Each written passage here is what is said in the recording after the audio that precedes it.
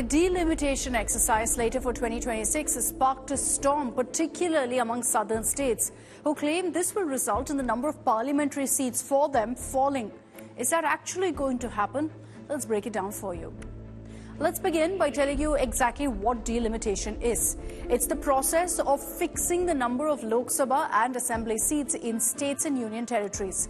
Delimitation, as per the Constitution, must happen after each census exercise. And since the census exercise will be kicked off soon and the numbers will be out in 2026, delimitation will also happen next year.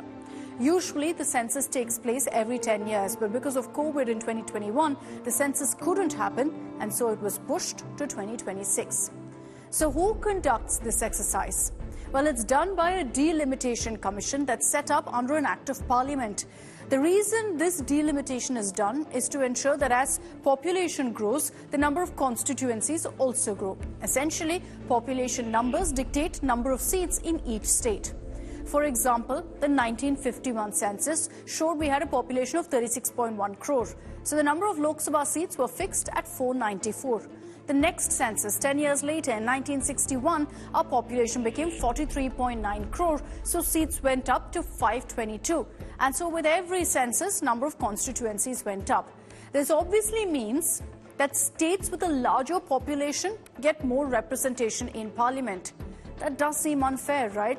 Which is why, as per the 1971 census, this process was frozen to encourage population control measures. So then in 2001, for example, after the census was carried out, the boundaries of constitution were adjusted without changing the number of seats. But here's the catch. This freeze on the process was only till 2026. So next year, there are questions about how the delimitation exercise will be carried out and if the parliamentary seats will be changed.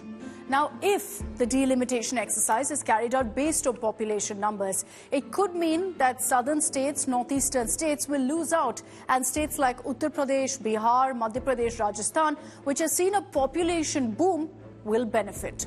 Tamil Nadu could lose about 8 to 9 seats of their 39. Kerala could lose 8 seats. Karnataka could lose 2. Andhra, Telangana could lose about 8 seats. And Uttar Pradesh could actually gain about 11 seats. Bihar could get 10 more seats. Rajasthan could go up from 25 to 31 seats, so gain of 6 seats. What that translates to is that states which have successfully controlled their population numbers will be punished with lesser parliamentary seats. But all this, at the moment, mind you, is just conjecture, considering we don't really have clarity on how the delimitation exercise will happen. Southern states are extremely wary because of the numbers I just showed you. And so chief ministers like M.K. Stalin have sought unity among regional parties to oppose delimitation. இப்போ நாடு முழுக்க இருக்கக்கூடிய மக்களவை அடிப்படையில் தொகுதிகளை பிரிச்சா தமிழ்நாட்டில் இருக்கக்கூடிய தொகுதிகளில் 8 தொகுதிகளை இழக்க வேண்டிய ஒரு சூழ்நிலை ஏற்பட்டிருக்கு. அதாவது தமிழ்நாட்டுக்கு 39 எம்பிகள் இருக்க மாட்டாங்க, 31 எம்பிகள் தான் இருப்பாங்க. அதிக மக்கள் தொகை கொண்ட மாநிலங்களுக்கு அதிக பிரதிநிதித்துவம் கிடைக்கும். இதனால் தமிழ்நாட்டுடைய குரல் நசுக்கப்படுது. Considering this could lead to another state versus centre fight, Home Minister Amit Shah has issued a clarification assuaging concerns of states like Tamil Nadu. श्रीमान स्टालिन जी, मोदी सरकार ने लोकसभा में स्पष्ट किया है कि डिलिमिटेशन के बाद प्रोरेटा के हिसाब से दक्षिण के एक भी राज्य का एक भी सीट कम नहीं होगा.